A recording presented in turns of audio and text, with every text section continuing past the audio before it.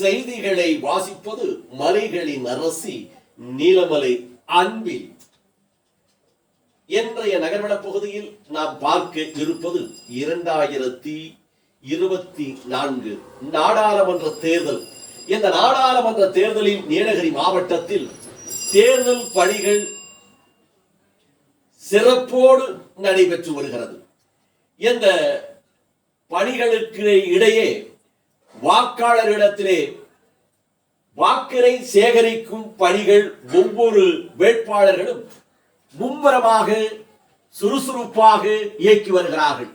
இதில் திராவிட முன்னேற்ற கழகத்தினுடைய வேட்பாளராக இருக்கின்ற முன்னாள் மத்திய அமைச்சரும் திராவிட முன்னேற்ற கழகத்தினுடைய துணை பொதுச் செயலாளரும் இந்நாள் நீலகிரி நாடாளுமன்ற உறுப்பினரும் நீலகிரி மாவட்ட மக்களால் அன்போடு அழைக்கப்படுகின்ற நீலமலை நெப்போலியன் அவர்கள் 4வது முறையாக நீலகிரி மாவட்டத்திற்கு நாடாளுமன்ற வேட்பாளராக தளபதி அவர்கள் அறிவித்திருக்கிறார்கள். நீலமலை நெப்போலியன் அவர்கள் இன்றைக்கு தேனீக்களை போல கழகத்தினுடைய பொறுப்பாளர்கள், தொண்டர்கள், மகளிர் அணி, மாணவர் அணி, தொண்டர் அணி என அனைவரும் புடைசூழ மக்களை நேரடியாக சந்தித்து வாக்கினை கேட்டு நீலகிரி மாவட்டம் முழுவதும் பிரச்சாரம் செய்து வருகிறார். நேற்றைய தினம் நீலகிரி மாவட்டம் வேட்பாளராக இருக்கின்ற திராவிட முன்னேற்ற கழகத்தினுடைய துணை பொதுச் செயலாளர் நீலமலை நெப்போலியன் ஆர் ராசா அவர்கள் கோத்தகிரி, அரவேணு, கோத்தகிரி சுற்றி இருக்கின்ற கிராமங்களில் வாக்கினை பொதுமக்களை நேரடியாக சந்தித்து வாக்கினை சேகரித்து வந்தார்.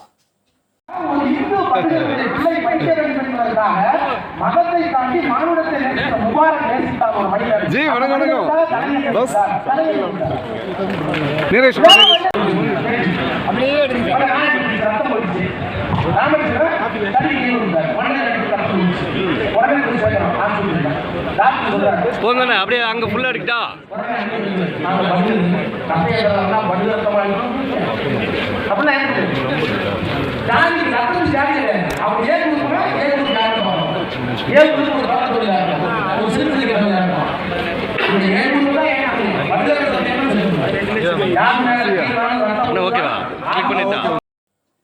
வாக்கு சேகரிக்கும் இந்த சிறப்பு வாய்ந்த வாகன பிரச்சார நிகழ்ச்சியில் நீலகிரி மாவட்ட திராவிட முன்னேற்ற கழகத்தினுடைய மாவட்ட கழக செயலாளராக இருக்கும் மண்ணின் மைந்தன், பண்பின் இலக்கணம் பாபு முபாரக் அவர்கள் தலைமையிலே நடைபெற்றது என்றும் இந்த நிகழ்ச்சிக்கு சுற்றுலாத்துறை அமைச்சரும் தேர்தல் பணிக்குழு செயலாளருமாக இருக்கின்ற கிடமை வீரர் என்று கண்ணியத்தோடு அழைக்கப்படுகின்ற ராமச்சந்திரன் அவர்கள் முன்னணி வைத்தார்கள் என்றும் இன்னும் திராவிட முன்னேற்ற கழகத்தை சேர்ந்த பொறுப்பாளர்கள், ஒன்றிய செயலாளர்கள், பேரூராட்சி செயலாளர்கள், உள்ளாட்சி அமைப்பை சேர்ந்தவர்கள், குன்னூர் நகரமன்றத்தினுடைய தலைவர் பொறுப்பு பாபு வாசிம் ராஜா என்று பலரும் இந்த நிகழ்ச்சியிலே கலந்து கொண்டு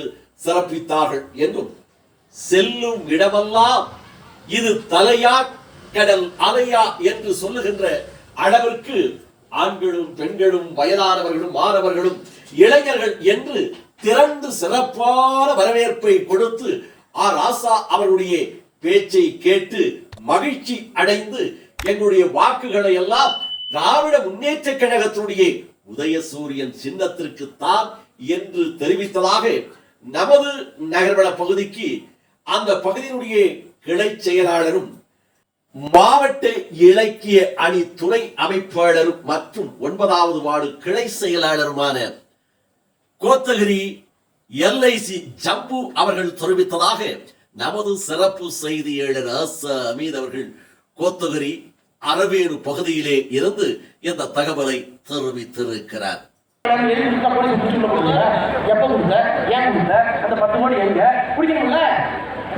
இப்போ முதலமைச்சர் போட்டிருக்காங்க மாதிரி. என்ன காரணம்? மோடியை எதிர்த்தார்.